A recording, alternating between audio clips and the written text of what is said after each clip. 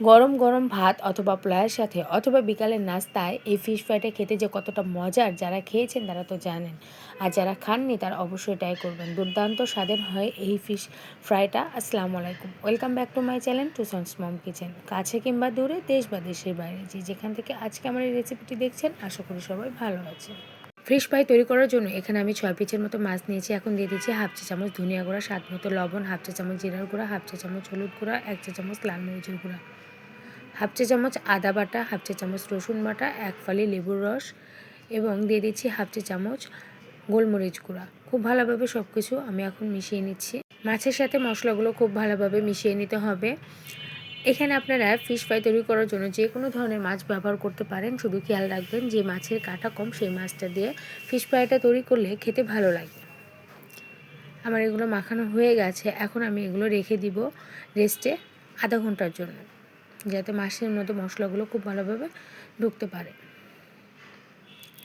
আমার আধা ঘন্টা হয়ে গেছে, এখন আমি এখানে দিয়ে দিচ্ছি 2 টেবিল চামচের মতো ময়দা এবং 1 টেবিল চামচ কর্নফ্লাওয়ার, একটি ডিম।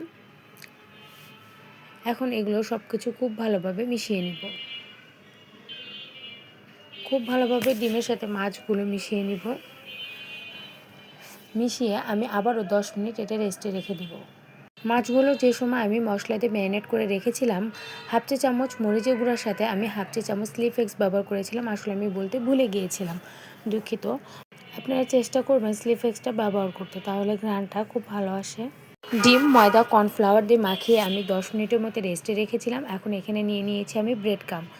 এখন আমি মাছগুলো ব্রেড কামের মধ্যে গড়িয়ে নিচ্ছি। এটা আসলে বলার মতো কিছুই নেই, এটা সবাই পারে।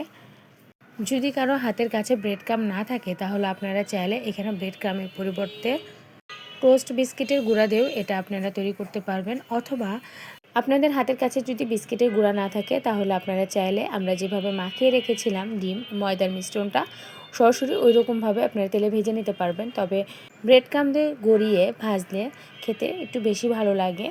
আমার প্রায় সবগুলোই হয়ে গেছে, এখন আমি এগুলো ভেজে নিব। আমি চুলায় একটি প্যান বসিয়ে দিয়েছি এবং 3 টেবিল চামচের মতো তেল দিয়েছি। আমি ফিশ ফ্রাইগুলো ডুবা তেলে ভাজবো না, আপনারা চাইলে ডুবা তেলেও ভাজতে পারেন। এখন উল্টে পাল্টে 2 পাশে খুব ভালোভাবে ভেজে নিব। অবশ্যই চুলার আঁচটা কিন্তু লোতে রাখতে হবে, কারণ চুলার আঁচটা যদি আপনারা বাড়িয়ে দেন, তাহলে ব্রেড ক্রাম্বগুলো পুড়ে যাবে, খেতে ভালো লাগবে না। আমি মাছগুলো উল্টে পাল্টে 2 পাশে খুব ভালোভাবে ভেজে নিয়েছি। ব্যাস তৈরি হয়ে গেল আমার অসম্ভব মজাদার ফিশ ফ্রাই। আপনারা বাসায় অবশ্যই এভাবে একবার ট্রাই করবেন, আশা করি আপনাদের সবার ভালো লাগবে। আমার রেসিপিটি ভালো লাগলে লাইক, কমেন্ট এবং শেয়ার করবেন, আর আমার চ্যানেলটাকে সাবস্ক্রাইব করবেন। আর যারা ফেসবুক পেজ থেকে দেখছেন, তাদের কাছে অনুরোধ আমার পেজটাকে ফলো দিয়ে রাখবেন। আল্লাহ হাফেজ।